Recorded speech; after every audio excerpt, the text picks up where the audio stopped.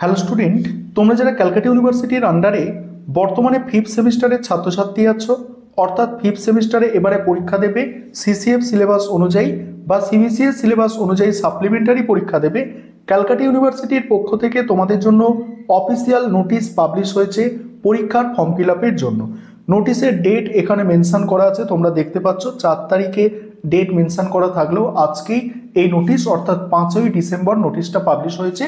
Official website থেকে তোমরা notice কিন্তু ডাউনলোড করে নিতে পারবে। অর্থাৎ এখানে নোটিশের বিষয়বস্তুটা বোঝো, তোমরা যারা ফিফথ সেমিস্টারে সিসিএফ সিলেবাস অনুযায়ী পরীক্ষা দেবে বা সিবিসিএস সিলেবাস অনুযায়ী সাপ্লিমেন্টারি পরীক্ষা দেবে, তোমাদের ফর্ম ফিল আপের প্রক্রিয়া কবে থেকে শুরু হচ্ছে দেখো, 16 তারিখ থেকে তোমাদের ফর্ম ফিল আপের প্রক্রিয়া শুরু হচ্ছে এবং এটা চলবে 24 তারিখ পর্যন্ত। আগেও তোমরা যেভাবে ফর্ম ফিল আপ করেছো সেই একইভাবে ফর্ম ফিল আপ করে দেবে পরীক্ষার জন্য। এবং এখানে কথা হচ্ছে তোমাদের ফিফথ সেমিস্টারের পরীক্ষাটা শুরু কবে থেকে হবে। তোমাদের ফিফথ সেমিস্টারের পরীক্ষা শুরু হবে পরের বছর অর্থাৎ জানুয়ারি মাসের 9 তারিখে। তোমরা তো অ্যাডমিট কার্ড ডাউনলোড করতে পারছো এবং তোমাদের পরীক্ষা শুরু হবে 15-16 তারিখ করে। ভালো করে শুনবে, 2026-এর 15-16 জানুয়ারির মধ্যেই তোমাদের পরীক্ষা কিন্তু শুরু হয়ে যাবে ফিফথ সেমিস্টারে। তোমরা যারা সিসিএফ সিলেবাস অনুযায়ী পরীক্ষা দেবে তোমাদের, বা তোমরা যারা সিবিসিএস সিলেবাস অনুযায়ী সাপ্লিমেন্টারি পরীক্ষা দেবে তোমাদের। আর আজকের এই ভিডিওটা অবশ্যই নিজেদের সহপাঠীদের মধ্যে একটু শেয়ার করে নেবে, বা তোমাদের যে গ্রুপগুলো আছে একটু শেয়ার করে নেবে।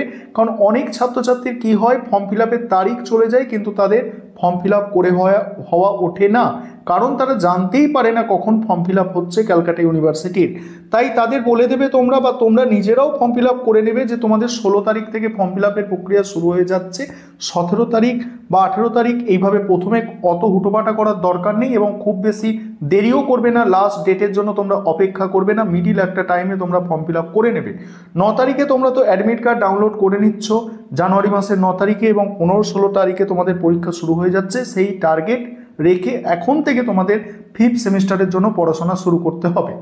এবারে কথা হচ্ছে, তোমরা যারা বর্তমানে প্রথম সেমিস্টারের ছাত্রছাত্রী আছো, সেমিস্টার 1-এর ছাত্রছাত্রী আছো, তোমাদের পরীক্ষা কবে থেকে শুরু হতে পারে দেখো। তোমাদের পরীক্ষা শুরু হবে এই ফিফথ সেমিস্টারের পরীক্ষা যদি 15 তারিখ থেকে শুরু হয়, পুরো ওই মাসটা হচ্ছে কি জানুয়ারি মাসটা চলে যাচ্ছে ফিফথ সেমিস্টারের জন্য। এবং তোমরা যারা প্রথম সেমিস্টারের ছাত্রছাত্রী আছো, তোমাদের ফেব্রুয়ারি মাসের একদম প্রথম সপ্তাহে, তোমাদের ফেব্রুয়ারি মাসের একদম প্রথম সপ্তাহে প্রথম সেমিস্টারের পরীক্ষা শুরু হয়ে যাবে। ফেব্রুয়ারি মাসের একদম প্রথম সপ্তাহে প্রথম সেমিস্টারের পরীক্ষা তোমাদের শুরু হয়ে যাবে। সেইভাবে তোমরা যারা প্রথম সেমিস্টারের ছাত্রছাত্রী আছো, সেইভাবে তোমরা তোমাদের পড়াশোনাটাকে এগিয়ে নিয়ে যাও, সেইভাবে তোমরা তোমাদের প্রস্তুতি কিন্তু এখন থেকে শুরু করে দাও। এবং এখানে যারা থার্ড সেমিস্টারের ছাত্রছাত্রী আছো ক্যালকাটা ইউনিভার্সিটির আন্ডারে, তোমাদের একটু সমস্যা। তোমাদের সমস্যাটা কি, তোমাদের পরীক্ষা কখন হবে এই নিয়ে তোমাদের মধ্যে একটা দ্বন্দ্ব তৈরি হচ্ছে মনের মধ্যে, যে আমাদের পরীক্ষা কি এই বিধানসভা ভোট, পশ্চিমবঙ্গে যে বিধানসভা ভোট আছে, ভোটের আগে পরীক্ষা হবে নাকি ভোটের পরে পরীক্ষা হবে। এখানে তোমাদের গতকালও একটা ভিডিও দিয়েছিলাম, আজকে আবারও এর আগেও একটা ভিডিও তোমাদের দিয়েছি। সেই ভিডিওর কোনো নোটিফিকেশান যাচ্ছে না, কোনো ব্যক্তি বা কোনো ইউটিউব চ্যানেল হয়তো আমার চ্যানেলের রিপোর্ট মারছে এসে, বা এমন ধরনের কিছু কাজকর্ম করছে যার ফলে আমার ভিডিওগুলো, যেগুলো ছাত্রছাত্রীদের জন্য কষ্ট করে আমার তৈরি করা বা এত পরিশ্রম করে আমি তৈরি করছি, সেই ভিডিওগুলো সেই লক্ষ্যে পৌঁছাতে আমি পারছি না, ছাত্রছাত্রীদের কাছে পৌঁছাতে পারছি না। সেই কারণে একটা নয় আমি 10টা ভিডিও দেবো ছাত্রছাত্রীদের কাছে, আমার কথাগুলো অবশ্যই যাতে পৌঁছাতে পারে।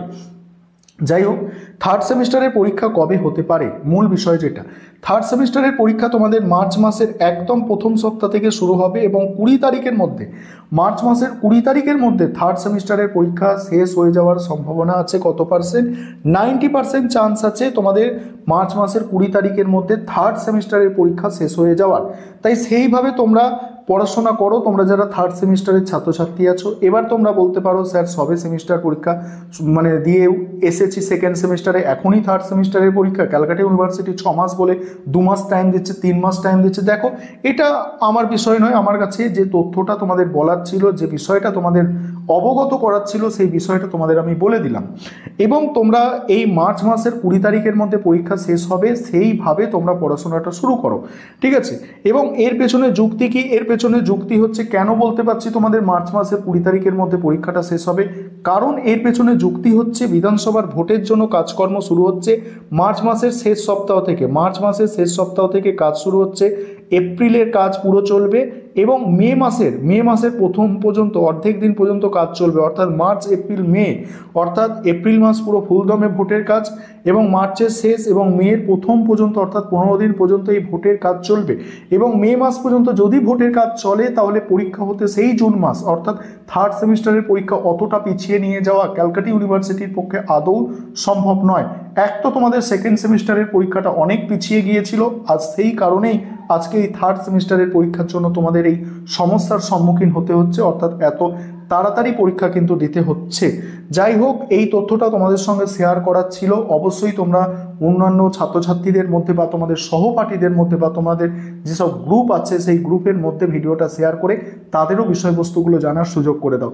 এবং এই থার্ড সেমিস্টারের পরীক্ষা যে মার্চে বলছি, এই সংক্রান্ত তোমাদের যদি কোনো মতামত থাকে তোমরা অবশ্যই কমেন্টে জানাতে পারো এবং অবশ্যই সেটা যুক্তিসঙ্গত মতামত তোমরা কমেন্টে জানাবে, যাতে অন্যান্য ছাত্রছাত্রীরাও সেটা দেখে তারাও একটা সঠিক ধারণা করতে পারে।